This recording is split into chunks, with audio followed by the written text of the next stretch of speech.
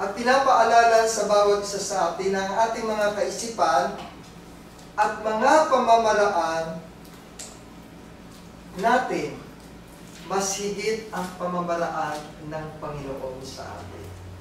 Mas higit ang kanyang kapasyahan, mas higit ang kanyang kapangyarihan. Pinakikita dito sa Isaiah 55:8 hanggang 9 po, kung saan na kahit mayroon tayong sariling mga plano, still ang layunin pa rin ng Diyos ang siyang magaganap sa huli. Hindi pa rin po ang ating sariling mga kapasyahan. Kapag nagbabago ang ating mga plano sa buhay, kadalasan ito ay dahil sa kanyang walang hanggang karunungan. Anak, hindi ko ibibigay sa iyo yan, makakasama sa iyo yan. Anak, hindi pa ito dapat kong ibigay sa iyong plano. Hindi ka pahinog. Anak, hindi ka pa dapat sa ganito. Pero oras na binigay ng Panginoon sa atin, yung planong nakalaan para sa iyo, siksik, liklik, lahat. Pag binigay niya ito sa tamang panahon para sa atin. Nais lamang ipakita ng ating Panginoon na kung saan marami ang plano sa puso ng tao, ngunit ang layunin ng Panginoon ang laging nagwawagi sa ating mga buhay. Bakit pa rin? Nais pa rin ipakita ng Panginoon. Okay, sa Proverbs 19:21, ang sabi niya po, may maraming katha sa puso ng tao, ngunit ang payo ng Panginoon ay siyang tatayo. Dito nais ipakita ng Panginoon sa ating lahat, sa Proverbs 19:21, na ang mga problema kadalasan mahina nating hinaharap. Madalas tayong madisappoint, madismaya.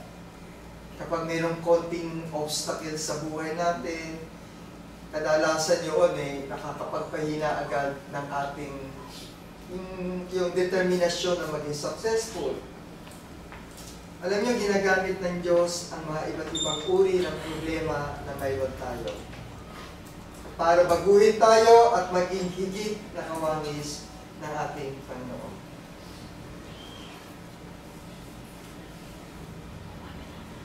Yung mga nararamdaman natin kung minsan ng mga problema, mga obstacles sa buhay, alam nyo, inilalagay ng Diyos yan sa ating mga landas para sa isang dahilan. Mabigyan niya tayo ng pagkakataon para magtiwala tayo sa Kanya. May plano ka mag-abroad, di ba, kapatid? Bakit ilang taon ka na nag-a-apply, hindi pa binibigay sa iyo? Baka kailangan ka pa ng charts. Baka may mission ka pa sa ibang lugar. May plano ka na kung saan ay mag-business. Ulong-sulong ka. Baka kaya hindi maganda yung iyong patutuuhan. Kung kaya mahal ka ng Panginoon ayaw ka niya makaranas ng iba't ibang mga problema. Sabi nga po doon sa Psalms 34:19, marami ang kadalamhatian ng matuwid, ngunit iniligtas ng Panginoon ang lahat. Mahal tayo ng Panginoon Kung ikakatiwala natin yung mga plano natin sa Panginoon, titiyakin ko po sa inyo, hindi kayo mapapariwala sa inyong mga plano sa buhay. Ano pa ang nais ipakilala sa atin ng Panginoon? Bakit niya binabago yung mga plano natin sa buhay? Dahil gusto ng Panginoon na kung saan magtiwala tayo sa Kanya. Ibigay natin sa Kanya muna ang mga tiwala nyo. Sabi nga sa Proverbs 3:5-6, tumiwala ka sa Panginoon ng buong puso mo at huwag kang manalig sa iyong sariling kaunawaan. Kaya ko yan gawin. Eksperyensado na ako. Alam ko na yan. Oh, dami ko na pinagdaanan dyan. Madami akong kilala, marami akong impluensyang malalapitan. Sikat na ako. Nag-aaral ako. Hindi ba't kadalasan ganun ang katwiran natin po sa buhay? Pinaglalaba ka. Meron kang kung sino-sino ginagamit mo. Pero ang lahat na yan ay baliwala sa Panginoon. Kung hindi mo sa Kanya i-entrust yung iyong tiwala at pananampalataya. Sabi nga, kilalanin mo siya sa lahat ng iyong mga lakad at Kanyang ituturo ang iyong mga landas. Pwede mo bang pagkatiwalaan yung kaibigan mo, yung kapitbahay mo, o sino pa man yan na pinagmamalaki mo? Hindi po natin pwedeng pagmalaki yan. Ay, tutulungan ako ni kapatid. Nagkakaroon ako ng trabaho, ganito. Eh bukas makalawa, bumagsak yung inaasahan mo.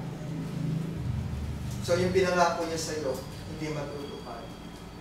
Pero kapag ka ang Panginoon ang iyong nilapitan, masisiguro natin kung ano ang kanyang nais at magandang bagay para sa kanyang mga anak ay kanyang ipagkakaloob. Dito po sa Proverbs 3:5-6, ang verse na ito ay nag-aanyaya sa mga mananampalataya na maniwala, magtiwala, manampalataya sa Panginoon ng buong puso at huwag umasa sa ating sariling mga pangunawa. Kapag nagbabago ang mga plano natin, ito ang tamang pagkakataon upang lalo tayong magtiwala at manalig na ang Diyos ang gumagabay sa atin. Kapag nagbabago, tandaan po ninyo, hindi lahat ng ating mga kaalaman, ng ating mga skills, ay pwede nating panghawakan sa ating mga buhay. Binibigay lang po ito para gamitin, pero hindi ito pwedeng maging tuntungan mo na hawak mo para magkaroon ka ng assurance na lahat ng iyong mga plano ay mangyayari. Kaso ang problema sa mga tao ngayon, kapag meron siyang konting alam, kapag meron siyang konting nakilala, meron siyang konting skills, ay nagiging dahilan upang maging mayabang. Upang magkaroon ng kaunting pagmamalaki sa kanilang mga puso. Kung kaya galit ang Panginoon sa ganun eh. Yung meron kang kaunti, magiging mapagmayabang ka.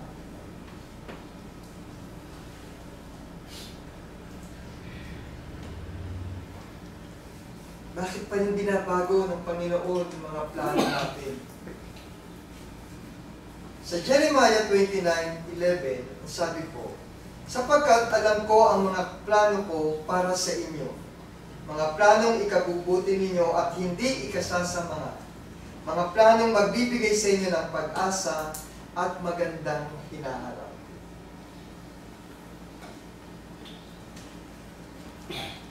Kailan po ba kayo nagplano na kung saan ay dinulog niyo sa ating Panginoon?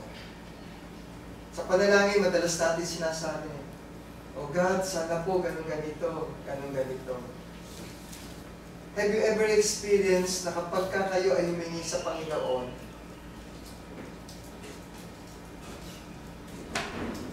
hindi ba natupad ang inyong mga kahilingan? Maaaring hindi yung actual na paghiling natin, pinakukuha natin agad. Pero sa tamang panahon, binibigay niya po ito. Dahil alam niya kung ano ang mga planong makakabuti o makakasama sa atin. For I know the plans I have for you, plans to prosper you and not to harm you, plans to give you hope and a future.